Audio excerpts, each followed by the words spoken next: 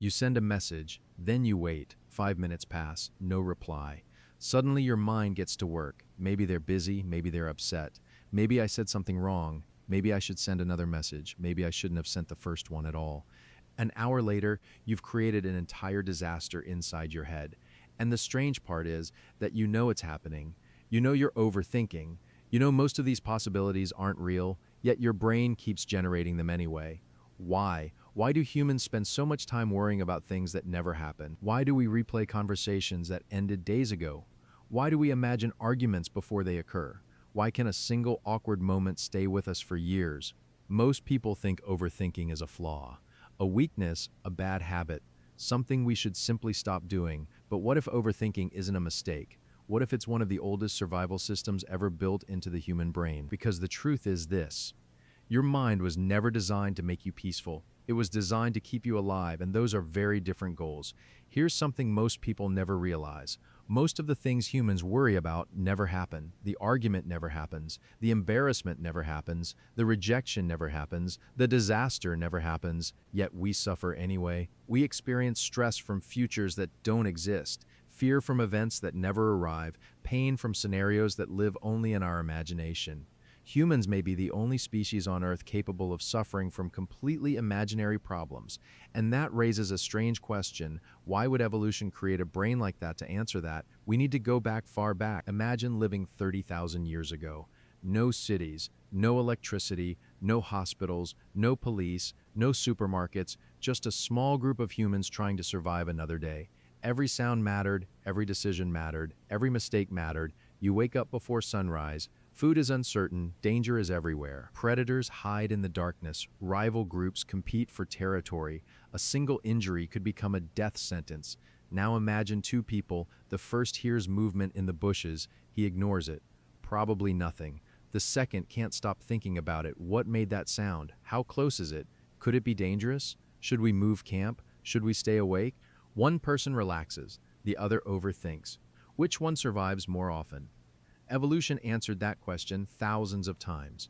The cautious survived, the alert survived, the worrier survived. The humans who imagined possible dangers before they happened often lived long enough to have children, and eventually their brains became our brains. Because in nature, missing a real threat is usually worse than imagining a fake one. Imagine hearing a rustle in the grass. If you assume it's a predator and you're wrong, you lose a few seconds. If you assume it's harmless and you're wrong, you lose your life. Evolution doesn't reward perfect accuracy. It rewards survival. So the human brain evolved to make false alarms, lots of them. Your mind would rather imagine 10 dangers that aren't there than miss the one that is, and thousands of years later, that system is still running. The world changed. The software didn't. Your ancestors worried about predators.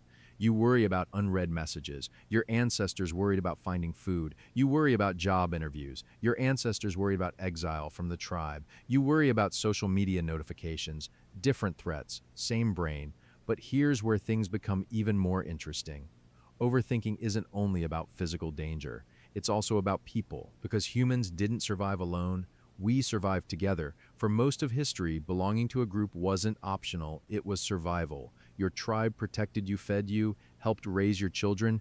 Being rejected by the group could be devastating. So evolution faced another challenge. How do you make humans care about acceptance? Simple. Make rejection hurt, not emotionally, physically. Researchers studying the brain discovered something remarkable. When people experience social rejection, some of the same brain regions associated with physical pain become active. Think about that. Your brain treats rejection as a serious threat because for most of human history it was. Suddenly, a lot of modern behavior makes sense. The overanalyzing, the replaying, the second-guessing, the fear of saying the wrong thing. Your brain isn't trying to embarrass you, it's trying to protect your place in the group, and sometimes it becomes a little too enthusiastic. Scientists discovered something called the spotlight effect. The results were surprising. Participants were asked to wear an embarrassing t-shirt into a room full of strangers. Before entering, they predicted that most people would notice it.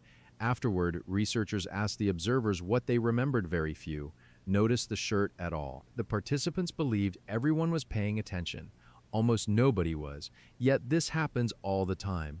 You remember the awkward thing you said, the embarrassing mistake, the strange thing you wore. Meanwhile, everyone else is busy worrying about themselves. The human brain constantly overestimates how much attention other people are paying to us because deep down it is still monitoring social danger, still asking the ancient question, do I belong? But overthinking isn't just a survival system. It's also a side effect of humanity's greatest superpower, imagination. Humans can do something extraordinary. We can mentally travel into the future. We can imagine tomorrow, next month, next year. We can simulate events before they happen. This ability changed everything. It allowed humans to plan hunts, prepare for winter, build shelters, create tools, predict outcomes. Civilization itself depends on this ability, but every superpower comes with a price. The same imagination that helps you prepare for success can also prepare you for failure. The same mind that imagines opportunity can imagine catastrophe. The same system that builds the future can also create anxiety.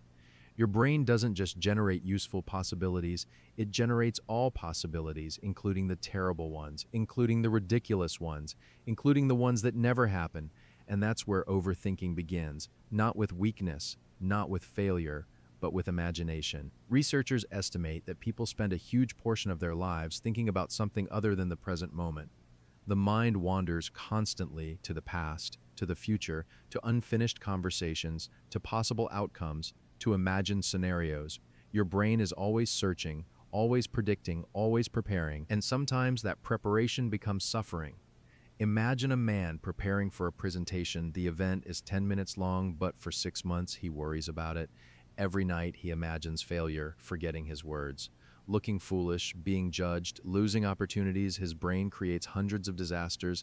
Then the day arrives. The presentation goes perfectly. A week later, nobody remembers it. Think about what happened. The presentation caused 10 minutes of discomfort. The anticipation caused 6 months of suffering. And that may be the hidden cost of overthinking. We often suffer more from imagination than reality. Maybe you've experienced this yourself. Maybe there's still a moment from years ago that appears without warning. Something embarrassing, something awkward, something painful. Nobody else remembers it, yet your brain does. Why? Because your mind tagged it as important, as dangerous, as something worth learning from. The brain is a prediction machine. It stores experiences, builds models, looks for patterns, then tries to prevent future mistakes. The problem is that sometimes the lesson outlives the danger. The memory remains, the threat disappears, and yet the alarm keeps ringing, which leads to one of the strangest truths about being human. Humans can suffer from things that no longer exist. We suffer from memories. We suffer from possibilities. We suffer from futures that never arrive. We suffer from conversations that ended years ago. We suffer from events that exist only in imagination. No predator is required. No danger is required. Only thought. And perhaps that is the price of having a mind powerful enough to imagine worlds beyond the present moment. Tonight, when your thoughts start racing, when your mind begins replaying old conversations, when it starts creating problems that don't yet exist, remember what is happening. Your brain is not malfunctioning. It is performing a job that helped your ancestors survive for thousands of generations. It is scanning for danger, searching for answers, preparing for uncertainty. The world it evolved for is gone, but the system remains because humans do not overthink because they are broken. Humans overthink because evolution built a brain that would rather imagine 1,000 dangers that never arrive than miss the one that does. And maybe that's the great paradox of the human mind. The same brain that keeps you awake worrying about tomorrow is the same brain that imagined tomorrow in the first place. It imagined tools before they existed, shelters before they were built, cities before they were founded, civilizations before they appeared.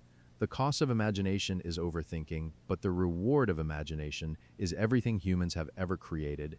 And perhaps the thing that causes so much of our suffering is also the thing that made us human.